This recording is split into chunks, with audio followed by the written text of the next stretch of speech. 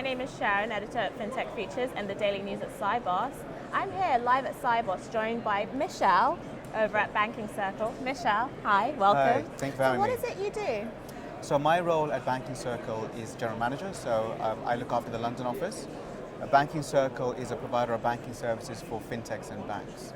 We started the business around 5 years ago, really serving fintechs at the time very underserved, providing them with core banking services like payments, accounts, foreign exchange and lending. And now we're expanding that offering to include banks as well. Well, that's really interesting. So what brings you to Sibos? Firstly, just meeting a lot of the banks. There's so many providers out here that we can talk to. We've spent, I think, the last 5 years mainly focusing on fintechs. Now what we're doing is we're looking at how we can provide value to banks. Many banks are struggling to get access to euros and sterling. So one of the solutions that we're launching is our international cash management solution that enables banks to access local clearing, which fundamentally means that their underlying merchants can pay locally into these markets. If, for example, a merchant in Sweden and you want to make a payment to a supplier in the UK, previously you'd make a cross-border payment that would take 3 to 5 days. It's very expensive. Under our solution, that would be an instant payment, and it would be through our local rail, so it would be a local payment. And that's what we're really showcasing here at Sibos today. Okay, well that's really cool. I mean, on the topic of instant payments, which is one of the top trends, what do you think are the top trends in both Sibos and also this year? There's a lot of providers talking about cross-border payments. We're seeing that's a real strong theme. It has been for the last few years, but I'm really seeing that's quite evident at Sibos this year.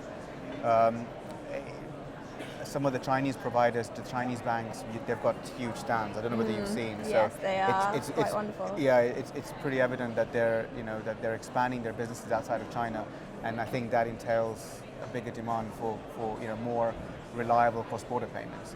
A lot of these businesses are servicing businesses in China, importing and exporting. Amazon sellers, for example, that are based out in Asia and selling their goods and services in Amazon Europe. So that whole trade between our jurisdictions is becoming more and more important, and I'm seeing that in Sibos. Well, that's really cool. And what about the challenges facing the market? What do you think is going on?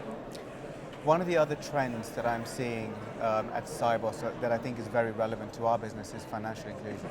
So there's a lot of noise around SMEs, especially in the UK and Europe. There's 24 million SMEs in Europe, there's 5 million in the UK, and many of these SMEs can't access core banking services. Many of them can't get a loan, for example. We did a white paper where we interviewed 500 SMEs, and it was evident that a lot of them just couldn't get a loan. Half of them couldn't get a loan. And when they could, the loan didn't fit their business. For example, you could be a seasonal SME, a restaurant or a hairdresser. A fixed payment every month doesn't really fit in with your business requirements. So we're seeing that the exclusion of SMEs is a real theme in the market, and we're hearing more of that at Sibos. And again, we have our own solutions that's really going to help tackle the exclusion of SMEs in the financial services space. Well, thank you so much, Mishal. And of course, you can stay tuned for more. You can watch it via our site on www.fintechfutures.com, where you can access some of Banking Circle's reports and white papers. Thank you. Bye.